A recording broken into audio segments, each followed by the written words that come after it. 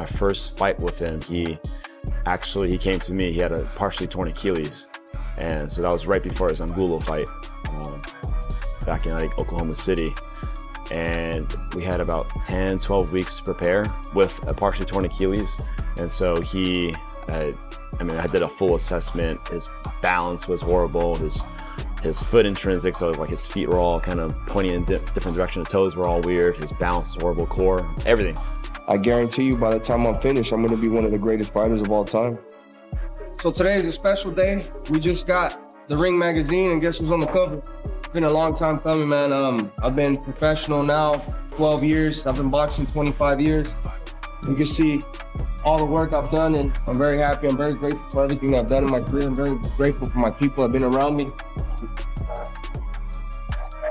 I think he is an all-time great already in here and in here. So now he just got to show it. I think he's been building the right building blocks. I think he already has one of the better resumes in boxing.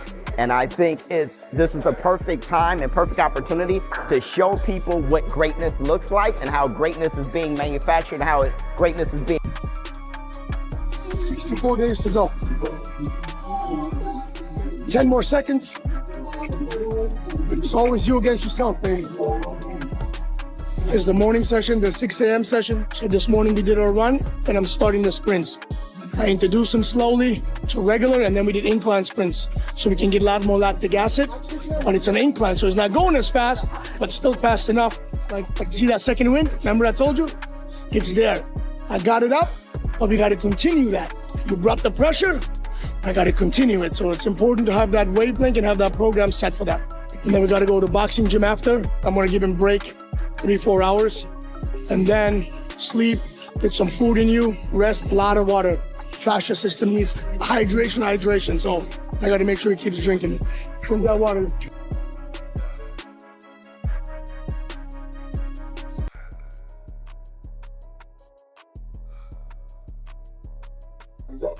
I know there's a lot of things that we could accomplish, and there's a lot of things that we could give back, not only to our people, but to our community, you know what I mean? We got a lot of fighters here. One of our friends painted this. He goes to the first Benavidez boxing gym, the one in Burien.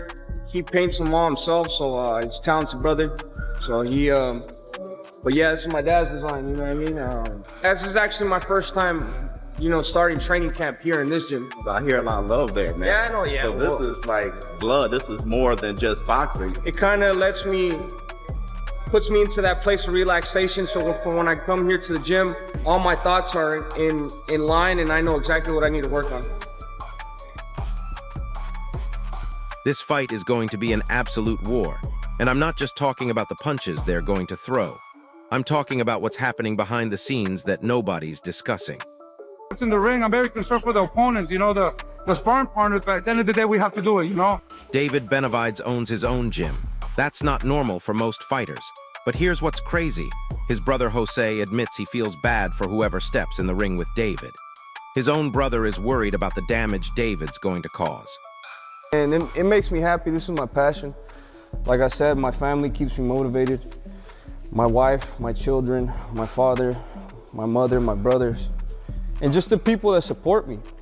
The type of fighter I am, I've never been an intimidating type of guy outside the ring. Like if you see me, I'm a nice guy, probably people think I won't hurt a fly.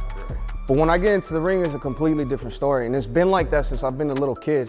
Since I was 14 years old, people would always look at me, laughing at me. When I was in the gym, before a sparring session, all this, like, we're gonna beat this little fat kid. You know what I mean? He's nothing.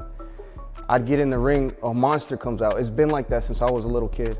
I feel like boxing is like the best representation of life.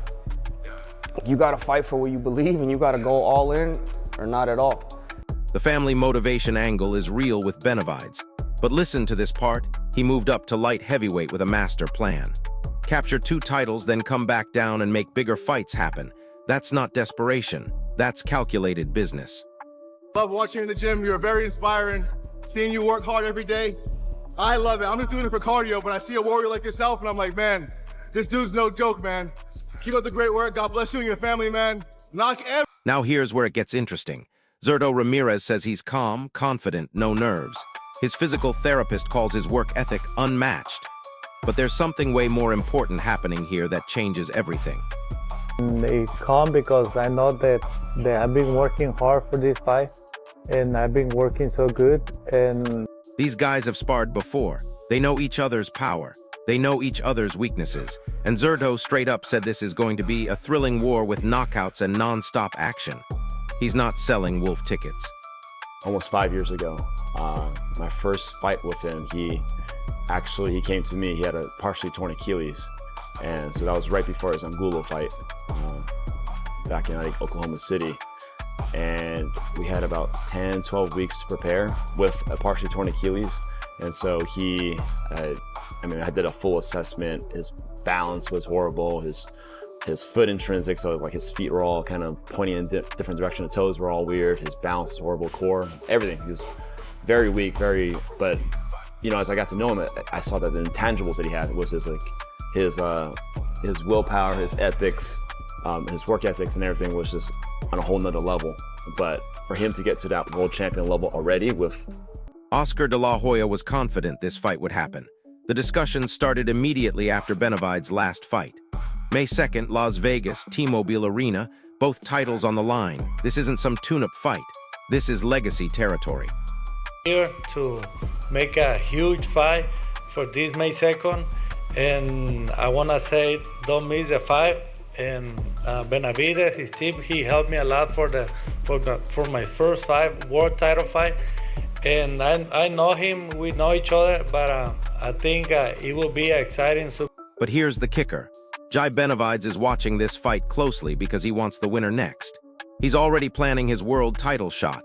That's the kind of pressure that makes fighters do desperate things in big moments.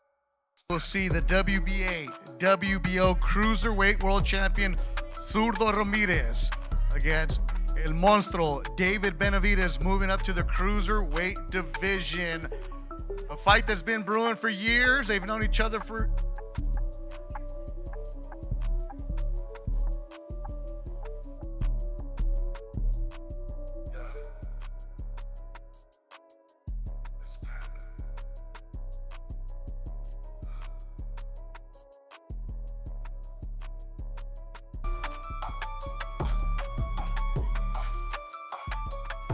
Henry the analyst breaks down something crucial that everyone's missing.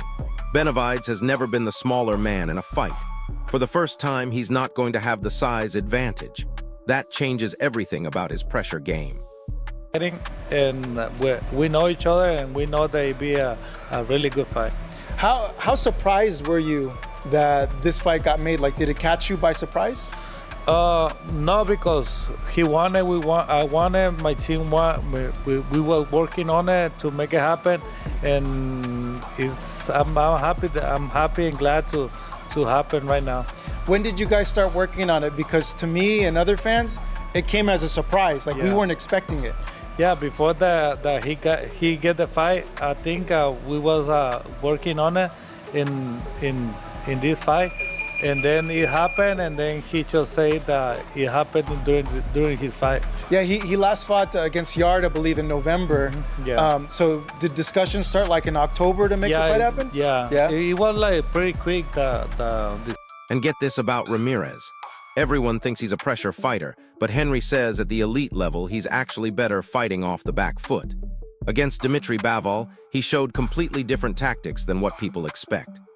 You remember most of sparring against David? It was pretty good, but honestly, as a fighter, I don't remember. Like, I remember that I did many times sparring, but not like being in the ring, like how he moved and everything. No. Mm-hmm. Do you think he's evolved? He's gotten better from what you remember? Yeah, he got a lot better. Yeah. In what areas do you feel? Because he throw more punches. He's constantly like pushing to the guys, and I mean, I just can say, like, don't miss the fight, be a great fight. So you're expecting like toe-to-toe, like... Yeah, I'm expecting a war. The blueprint exists to beat both these guys. Ramirez lost to Bivol. Benavidez has that one loss on his record, but here's what's wild. Neither fighter is going to fight defensively. They both want to prove they're the real monster at 168. My plan wasn't just to abandon the light heavyweight division. My plan was come up, grab 2 titles, come back down, and make this fight with me and Bilal even bigger. That's exactly what I want to do. You know, that my dream is to become a unified champion. So I'm already there. You know, my foot is already there, basically at the finish line. So it's smart for me to come back down. And you know, obviously a lot of people are worried about the weight, this and that. But like I tell everybody, don't worry about that. Let me worry about that. You know what I mean? And you know, I'm just trying to give you guys the best fights possible, the best fights out there. And then after that fight, when I capture the titles, I'm going and I'm fighting Benavidez. So I'm just trying to give the biggest and best fights happen to the fans. And you know, I mean, for me and my legacy, this is really what I feel like I have to do. Nobody tells me I have to come back down. Nobody else tells me I have to go and fight Zurdo Ramirez. Nobody tells me I have to fight better. So here's my question for you, drop it in the comments. Who do you think has the better game plan, and can Benavidez handle being the smaller fighter for once? If this breakdown opened your eyes to what's really at stake, smash that like button and subscribe, because this division is about to explode. I'll see you in the next one. Versus Zurdo, they're going for the unification fight. Who do you have in that fight, and would you like to fight the winner? Like, honestly, man, it doesn't bother me. You know what I mean? May the best man win, and when they do, let's get it on. You know, I don't want no excuses. You know, I want the better fighter to win. I want it to be a good fight. You know, I want them to show. I want it to be promoted and be a fucking big fight. Because when we fight, it's better for me. You know what I mean? All I'm chasing is undisputed and legacy. You know what I mean? Everything else just comes with it.